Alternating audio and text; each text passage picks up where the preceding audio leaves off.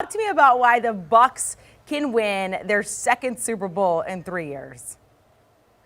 Listen, I think that having a fresh set of eyes is really important. The Bucs obviously hit that wall there in the postseason last year against the Rams, and now Bruce Arians is out, and you have Todd Bowles at the control at head coach. Does that mean that they are a better football team? Does that mean that I think that Bruce Arians is a lesser coach than Todd Bowles? No, not necessarily, but I think we all understand in every walk of life, sometimes it just helps to have another voice in there, to have a new, fresh set of eyes around. And, you can argue how fresh they are. Todd Bowles has been there as the defensive coordinator. But now Bruce Arians and all the reported rifts that he may or may not have had with Tom Brady, that's no longer there. You have Byron Leftwich, the offensive coordinator, at least for one more year before he becomes another NFL head coach.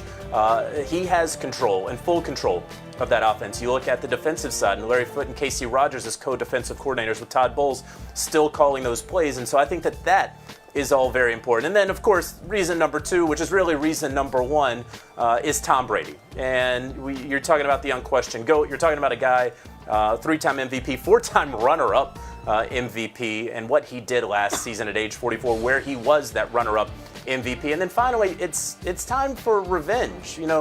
There were a bunch of guys last season, Amanda, whom we remember the Bucs for the first time since a Steelers team from the 70s returned all 22 starters from a Super Bowl winning team. Well, they also had to return them in a salary cap era, and that meant that a lot of those guys, Shaq Barrett, Leonard Fournette, Levante David, Donovan Smith, they took less money than they would have gotten out there on the open market in order to stay with the Tampa Bay Buccaneers and try to get that second Super Bowl ring, that consecutive Lombardi trophy there in Tampa. And so I think that there's a lot of revenge at play, not to mention, of course, that Tom Brady absolutely wants to continue pushing that GOAT discussion even further out, making sure that no one ever comes close to challenging him at his GOAT position. So for those reasons, if I can pick another NFC team, that's why I have the Bucs as a Super Bowl contender. Do you want a sports network that delivers everything that matters about the game? The highlights, the picks, the instant analysis, no yelling, no fake debates, no politics. Hit the subscribe button and never miss a moment.